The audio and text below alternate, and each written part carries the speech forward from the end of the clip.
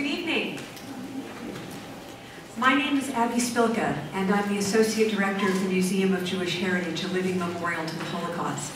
It is my great privilege to welcome you to the museum this evening for this very special program. Our public programs are made possible by a generous gift from Mrs. Louis Safra.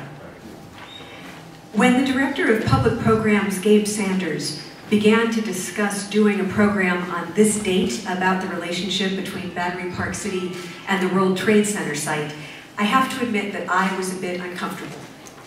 My private rituals for commemorating this day have always begun promptly at 5:30, shared only with my husband and our loved ones.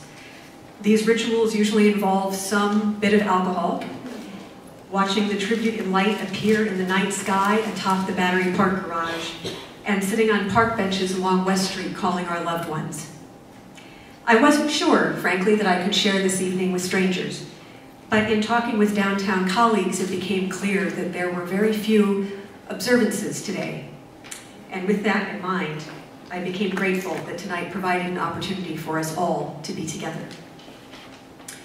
As a memorial museum, we embody renewal after catastrophe.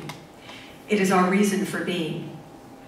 Shortly after the attacks, our chairman, Robert Morgenthau, told our director, David Marwell, that we would move forward with building our new wing. He said, "Our museum stands as a symbol of the power of renewal after catastrophe and the ability of the Jewish people to survive and endure. The museum's message of hope is more important than it has ever been." In such an uncertain time, it was perfectly reasonable to ask in the autumn of 2001 if going through with creating a new building was really a smart thing to do. I think Mr. Morgenthau's determination was informed by his own life experience. During the war, he was on the destroyer Lansdale when it was attacked by German planes and sunk. He was found in the water. His next destroyer, the USS Harry F. Bauer, was torpedoed. The man had stared death in the face twice. He proved he was fearless, and that kind of leadership cannot be taught, it can only be lived. So David conveyed this message to the staff, and as worried and depressed and empty as we felt, we knew Mr. Morgenthau was right. So we broke ground on this building, November 27th, 2001, and opened the wing, which coincidentally bears his name, on September 15th, 2003. There is a rabbinic concept which also has its roots in Kabbalah, tikkun olam, the repair of the world. Whether following a traditional religious interpretation of perfecting the world under the rule of God, or a more contemporary explanation of undertaking to leave the world just a little bit better than we found it, it is a guiding principle for us at the museum. We were honored to help in the rebuilding of the city's skyline, and in creating a larger, welcoming space for all of our neighbors. We endeavor to be a place of solace, of celebration, of memory, of renewal. Thank you for joining us tonight to help us fulfill our important mission. Before our moment of silence, I'd like to ask you to silence your electronic devices. Please join me now in remembering those taken from us 12 years ago today.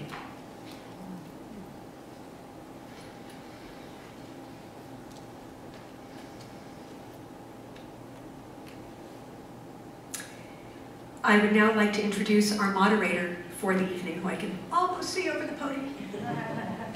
Matthew Fenton is the editor-in-chief of the Broadsheet, Battery Park City's hometown paper. Celebrating its Sweet 16, I believe, this year, the paper is an invaluable source of information for our downtown community. From community board developments, Gateway Plaza issues, and the trials and tribulations of local businesses trying to survive in a post-Sandy world, it is a must-read for anyone who works or lives down here. We are all fans of the Simcoes and the staff, and it is our great pleasure to have Matt moderate tonight's event. Thank you.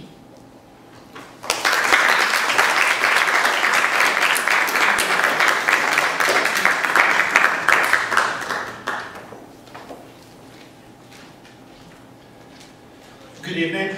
Thank you to our hosts at the Museum of Jewish Heritage for agreeing to host it tonight, and thank you all for attending. The real stars on the program this evening are our three panelists, starting with Mr. Charles Urstadt, who was not only present at the creation of Battery Park City, but had a guiding hand in that creation. He was the state official selected by then Governor Nelson Rockefeller to begin the project in the late 1960s. It was he who, back in the days when the very idea of a residential community built on landfill in the Hudson River was just a gleam in urban planners' eyes, it was he who made that vision tangible and real. We have with us also Ms. Carol Willis, who is a distinguished member of the faculty of Columbia University, where she is a professor of urban studies, the author of numerous books on architecture and urban planning, and closer to home is the director, founder, and curator of the cultural institution directly across the street, the Skyscraper Museum. We have with us also Professor Greg Smith-Simon, who is a professor of sociology at Brooklyn College and the author of September 12, Community and Neighborhood Recovery at Ground Zero. Please join me in welcoming our panelists.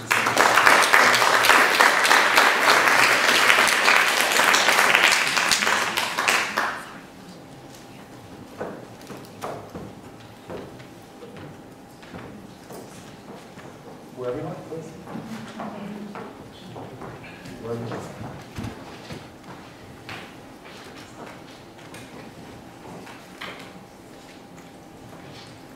Mr. Urstadt, I would like to start with you.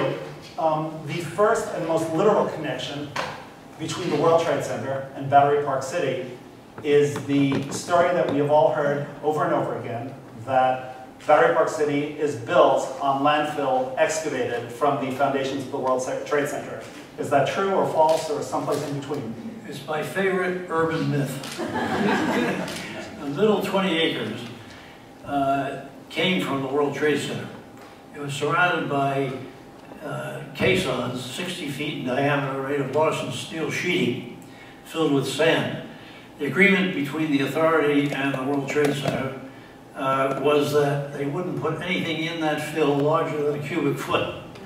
They put things in that fill that were larger than the four of us. And we had to drill through them to put foundations in. It appears all too often, and it's an easy mistake to make. We correct it. We say in your questions once and for all, and we'll never kill that myth. But believe me, only 20 acres out of the 93 acres came from the World Trade Center. The rest, I can spell out in detail later on if you want where it came from, but it wasn't from the World Trade Center. Very good. If Battery Park City can be said to have a founding father, you would be that person.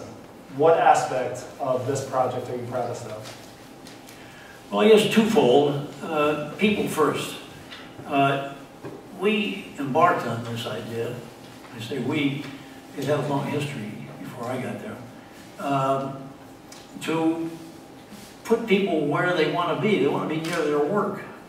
And downtown Manhattan had 350,000 jobs, people working in it. And I think only one Mitchell-Lama over on the east side that we had built when I was Commissioner of Housing for the state. And that had about 100 to 200 units. So here was an opportunity to create housing where people could walk to work and not have to take the subways, the trains, taxis, or whatever. And I still think that is all purpose, an all-important purpose. And it worked, but that was number one, to have the people there and have the retail opportunities for them to buy and schools to go to and parks to enjoy. But also, the second purpose was not to cost money to the city or state. And so we were able to balance out, and this is a lesson that should be learned over and over again. We're able to balance out the cost of putting the housing in, which has to be subsidized because of the parks and the schools, etc., with the income-producing properties, which are the office buildings. So we put in roughly 10 million square feet of office space, and it worked out so well that today that center contributes about $140 million a year to the economy of the city and the state. Now, our original intent was to keep people first, and the original intent was stated that whatever profits were made in this authority, in this development, would be used for low and moderate income housing. That purpose has been violated and ignored by the city and the state. That money is being used by the city and state, and it's over $1 billion now, it's growing, to balance their budgets without producing the necessary low and moderate income housing that the city needs. When city taxes go up in real estate, there are foreclosures on rent-controlled properties. In 1971, when we were working on this, there were 72,000 apartments owned by the city of New York that were the result of foreclosures in taxes. And those apartments had to be taken care of. And so I would like to see the profits of Battery Park City Authority. I'm not in a position to do this, but I'd like to see those funds go to low and moderate income housing. Professor Willis, from an urban planner's perspective, what do you feel is the most successful aspect of Battery Park City?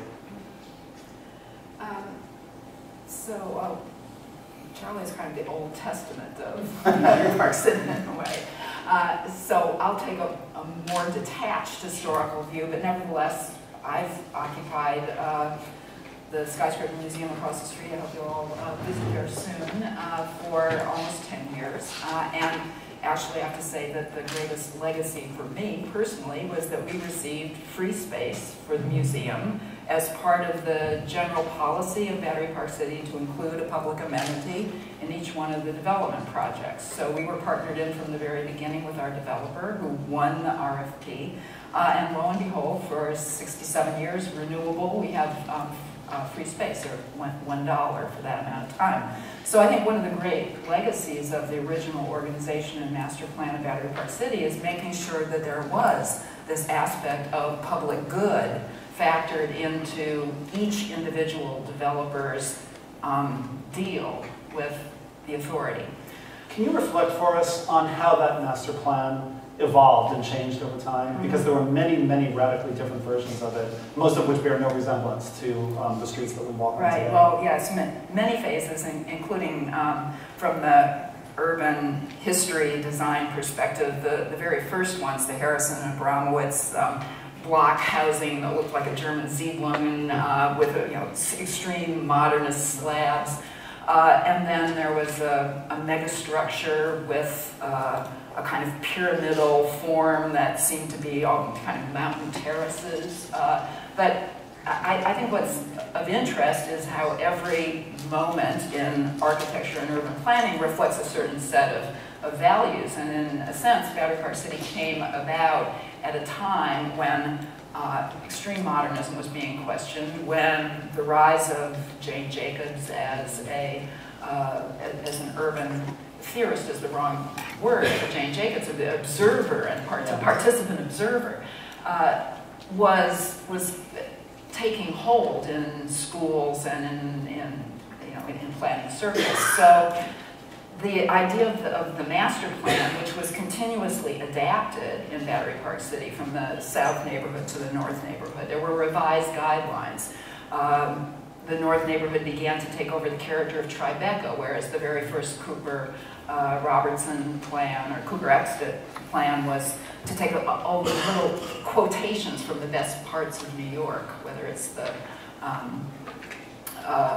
there's Riverside, West Side, or Gramercy Park. All of those things were kind of a kind of collage of observed urbanism of bits and pieces. So in the 25 years or so, more than that now, but at the evolution from World Financial Center just celebrated its 25th anniversary. So it's being refurbished, it's being renamed as Brookfield Place. It's lived a life in one iteration, and financial services are not the principal tenants for that base anymore. So there are all kinds of economic cycles, as Charlie's referring to, political cycles, sociological, adaptations and theories that played out in the evolving place that is Battery Park City. Professor Smith-Simon, to take Professor Willis's thesis as a jumping off point, from a sociologist's perspective, what collective values or priorities do you feel are embodied in Battery Park City as built? Well, Battery Park City is interesting in that respect because... Can we hear you? You can hear me, right? I talk for a living. Battery Park City is interesting in that respect because the reputation it had was that it was lacking in so many community values. In fact, I came down in 1999 to do my first bit of field research, you know, filled with all these descriptions about how Battery Park City didn't work. And I think it came from a history of large-scale urban renewal projects that had done a very bad job of creating communities, and the assumption on the part of critics that Battery Park City couldn't do any better. And that even though it had, as Carl described, designed itself to look like an old community, there was just no way that it was going to really function like a community did. And there was an assumption on the part of critics who I can only assume didn't spend a lot of time down here, that it was a big sham, it was a fake. A state set. A state set, essentially. Yeah, exactly. That it was going to look like a community that wasn't really going to be one. And when I came down here, I simply found that that wasn't true, and it took me quite a while to sort of reevaluate that. And what folks had said sometimes about the Cooper Exit plan was that it was designed to keep people away, right? That this, and certainly some of the earlier designs were not friendly designs. They were not easy to get to. They were sort of, you know, high concept, high modern designs, but they were not very usable. And there was an assumption that the Cooper Exit plan was like that as well. And what was interesting is that when you go into the plan, their preeminent concern, and I imagine that this was Mr. Urstadt's concern at the time, was that nobody was going to come down there. You know, it was not a given the way it is today that if you built luxury high-rises in lower Manhattan, anybody was going to want to rent or buy. And so they were working very hard to attract people down here and did an awful lot to make the neighborhood attractive to people and to draw folks down. And I think that, you know, the fact that they didn't exactly copy the street grid, but began from that point and made some adaptations from it, meant that you had a neighborhood that had public spaces, streets, parks, sidewalks, obviously the promenade and the playgrounds and those sorts of spaces that were very well designed for a tight-knit pedestrian community. Almost inward looking. Yeah, I think that's probably true. I mean, you know, West Street has always been a big barrier, right? And so it made it, it's in some ways its own world. You know, when you look at other neighborhoods and you ask people to map out their community, everybody gives you a slightly different definition. The person who uses the grocery store over here draws the map over here, and the person whose kid goes to school over here draws it over here. Pretty much everybody in Battery Park City draws the same, you know, 96 acres when you ask them what Battery Park City is. It's got a definition that's much more consistent. And that was, you know, an impressive achievement in terms of design before September 11th. But what really struck me was the role that those spaces played in restoring a sense of community for people after September 11th, and the way that they were very useful to people in recovery. You know, I don't want to belittle it, but you know, you had a bunch of big outdoor group therapy spaces in some senses. That were populated almost exclusively in the days after 9/11, when almost nobody other than residents had physical access to the community, by people who had lived through exactly what you had lived through. That's right, and I think what was really remarkable about that, people said all the time, and I got the same line from people that I was interviewing and talking to all the time, is, you know, in the year immediately after, you know, if you go out for 5 minutes, you're out for an hour. They'd go out for a quart of milk and they'd end up spending an hour, you know, on the promenade, in the park, in front of the building, talking to people. And it meant that residents could use it strategically, right? If they wanted to be by themselves, they stayed at home. If they wanted to just have somebody to talk to, they could just go outside. And as you say, everybody who was here, you knew that, and you could do that because you knew when you walked out, everyone you saw had been through what you had been through, understood what you had been through, and could relate to you in that way. When I was wrapping up the book, I was finishing up in 2010, and the census data was just coming out. And it was astonishing to me to realize that today, most people in Battery Park City were not here on September 11th. When I was writing my first draft, you know, I remember my editor saying, "You're talking about September 11th, but nowhere in the book do you say what happens." That would be so pedestrian. You know, like, you know, how am I going to sit and explain to my readers this obvious thing that they all know? But I've been through it, and I'm sure a lot of the audience has been through the experience of explaining to kids what September 11th is or was, and I had to make that explanation. So yeah, it may be a little bit hard in some ways to remember the really tight sense of community that continued for quite a few years after that, because there was this sense of the shared experience. And let's talk for a moment about both the connectedness and the separateness of Battery Park City. Mr. Urstadt, when you were beginning the first phases after the landfill was complete and you were recruiting developers and thinking about designs for buildings, true or false, Battery Park City was envisioned as something akin to a gated community? Well, you got to put yourself in that time frame. In 1968, we had riots, and they were not uncommon around the country. And so there was a general feeling that when you built these kind of properties, and we had experience in the State Division of Housing in large projects. We had Co-op City with 15,500 apartments. We had Rochdale Village with about 6,000 apartments. We had Starrett City with 12,000 was under construction. We had, well, that was the original one, was Levittown, which had 6 separate retail shopping centers spread around it. We didn't do that, that was a state project.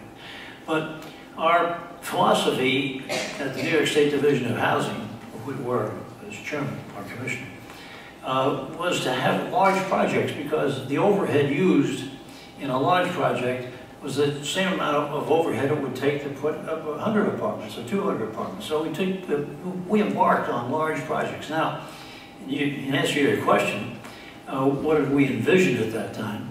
We had a gated community with 2 entrances. And those 2 entrances would control who and what came into the project. We also envisioned having traffic and pedestrians on one level and having parks above that on a second level. That was expensive. We felt practical. And the first effort was at Lefrak's Gateway.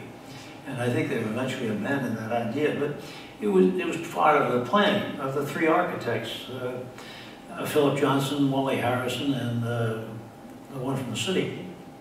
And believe me, trying to get 3 architects to decide on a plan is not the easiest thing in the world. You get telephone calls in the middle of the night complaining about the other architects. So I had to make decisions on these things.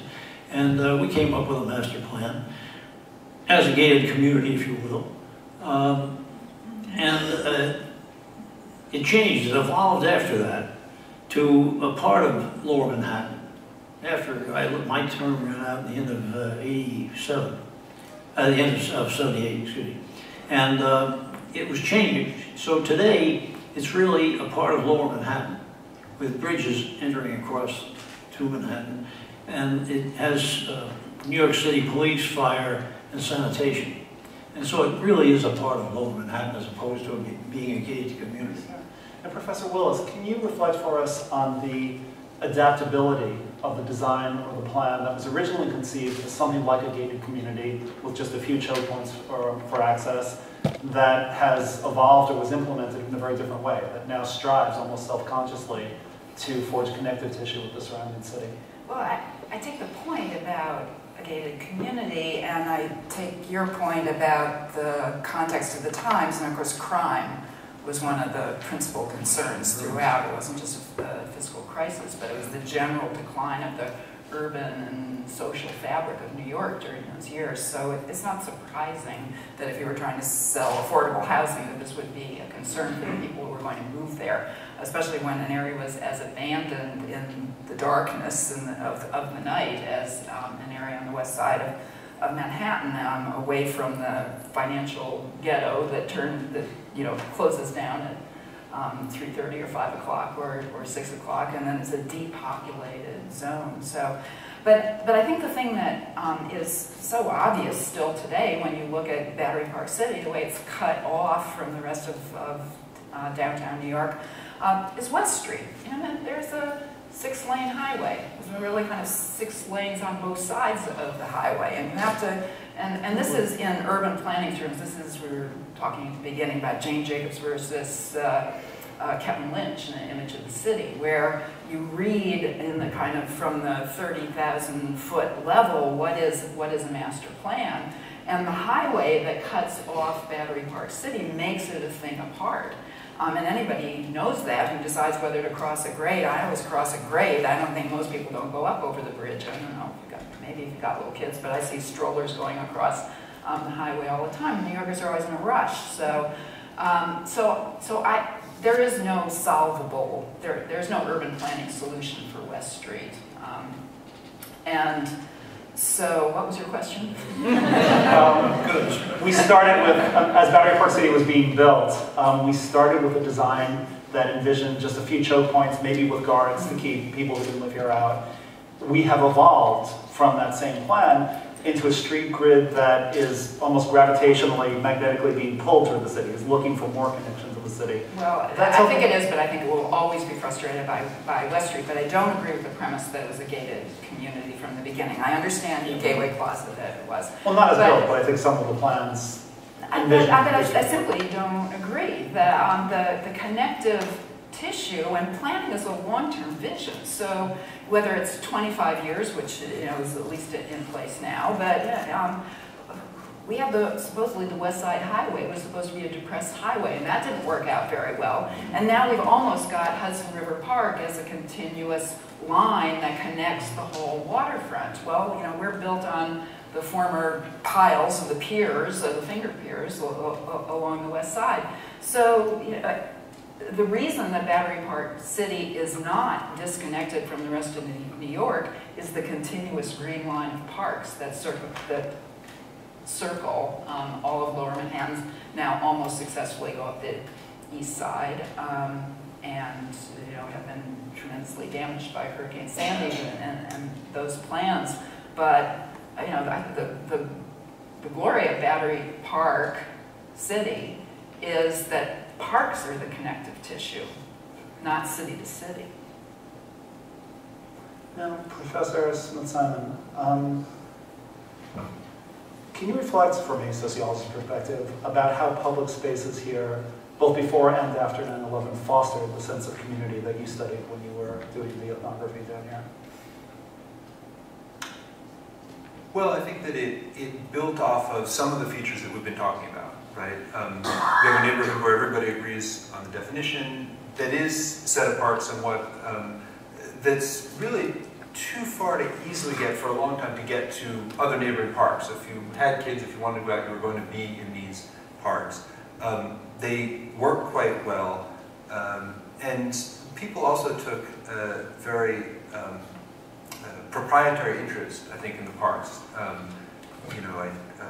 remember folks who did some of the events in Battery Park City Parks talking about how they get people sort of leaning out the windows complaining about what was going on. I don't like your a cappella singing. Do something that brings the Rolling Stones. It turned out they didn't have the funding for the Rolling Stones. But it meant that people had a strong sense of ownership, and I think that the parks work well to create these sort of intimate spaces. The public spaces in Battery Park City are also strange in a way.